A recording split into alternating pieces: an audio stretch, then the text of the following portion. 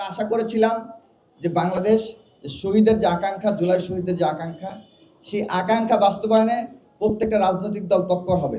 কিন্তু অত্যন্ত দুঃখজনক হলো সত্য, আমরা দেখতে পাচ্ছি অনেক রাজনৈতিক দল এখন পর্যন্ত তার সংস্কারের পক্ষে তারা কোনো অবস্থান স্পষ্ট ভাষায় ব্যক্ত করতে পারে নাই। তারা এখন পর্যন্ত আওয়ামী লীগের বিচারের প্রশ্নে তারা কোনো সুস্পষ্ট অবস্থান ব্যক্ত করতে পারে নাই। এখন পর্যন্ত গণভোটের পক্ষে তাদের যে অবস্থান সেটি তারা ব্যক্ত করতে পারে নাই।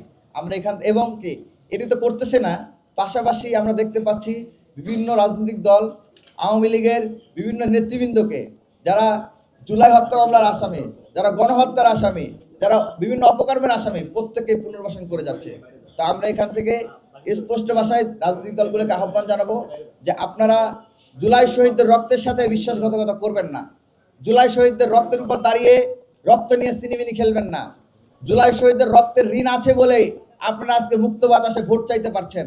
জুলাই শহীদরা যদি জীবন না দিত তাহলে আজকে আপনারা লন্ডনে থাকতেন বা আপনারা জেলের মধ্যে থাকতেন। কিন্তু আপনারা যাদের রক্তের উপর দাঁড়িয়ে আজকে মুক্ত বাতাসে স্লোগান দিচ্ছেন, বক্তব্য দিচ্ছেন, যাদের রক্তের উপর দাঁড়িয়ে আপনারা দেশে এসেছেন, আপনারা তাদের সাথেই প্রতারণা করছেন। এই প্রতারণামূলক মানসিকতা থেকে বেরিয়ে আসুন।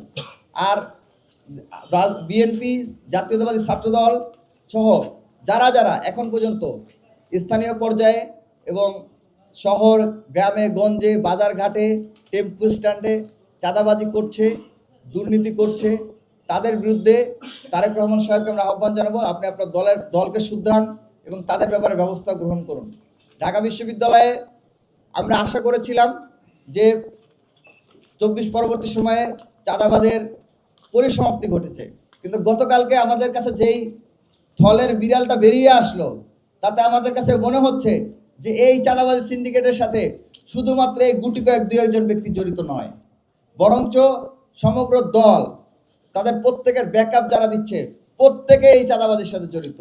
এবং শুধু যে চাঁদাবাজি এই দুই একটা দোকান হয়েছে এরকম নয়, ক্যাম্পাসে যতগুলো ভাসমান দোকান বসে, যতগুলো ফুডকার্ট বসে, যতগুলো ঠেলাওয়ালা বসে, মজুর বসে, যতগুলো বাদাম বিক্রেতা বসে, প্রত্যেকটা বাদাম বিক্রেতা, প্রত্যেকটা দিন মজুর, প্রত্যেকটা হকারের কাছ থেকে এরা চাঁদা নেয়। এবং চাঁদা নেয়, আবার যখন চাঁদার কথা প্রকাশ করে দেওয়া হয় তখন তাদের দোকান, বাড়িঘটে, দোকান পাটে, এই ফুডকার্টে, এগুলোতে তার উদ্বাস্তুদের এইগুলোতে তারা হামলা চালায়। গতকালকে আপনারা দেখেছেন যে কীভাবে শুধুমাত্র চাঁদাবাজির অভিযোগ প্রকাশ করে দিয়েছে, সে কারণেই সেই ফুডকার্টে আগুন দিয়ে ভাঙচুর করা হয়েছে, পুড়িয়ে দেওয়া হয়েছে। এটিতে ছাত্রলীগের মতো বর্বরিচিত আচরণ। আমরা তো আপনাদের কাছ থেকে ছাত্রলীগের মতো বর্বরিচিত আচরণ প্রত্যাশা করি না। আমরা তো আপনাদের কাছ থেকে এই ধরনের চাঁদাবাজিমূলক আচরণ প্রত্যাশা করি না। আমরা মনে করেছিলাম যে ঢাকা বিশ্ববিদ্যালয়ের ছাত্রদল অন্ততপক্ষে সকল ধরনের দোষ ত্রুটি এবং ভুলভ্রান্তির মধ্য দিয়ে, ভুলভ্রান্তির বাইরে থেকে থাকবে এবং সকল ধরনের সমালোচনার ঊর্ধ্বে থাকবে। কিন্তু আমরা দেখতে পেলাম যে না, ঢাকা বিশ্ববিদ্যালয় ছাত্রদল এবং দীর্ঘদিন যাবৎ তারা এটি ধরে রাখতে পেরেছিল, কিন্তু আমাদের কাছে মনে হচ্ছে যে না, যে এইটি আসলে আমাদের দৃষ্টিগোচরের বাইরে রয়ে গিয়েছে।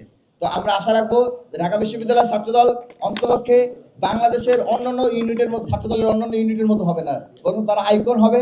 এবং তাদের মধ্যে যে যারা যারা চাঁদাবাজ রয়েছে, যারা যারা চাঁদাবাজ ঘাটতি মেরে আছে, বিভিন্ন জায়গায় চাঁদাবাজি করছে, প্রত্যেকের বিরুদ্ধে ব্যবস্থা গ্রহণ করবে।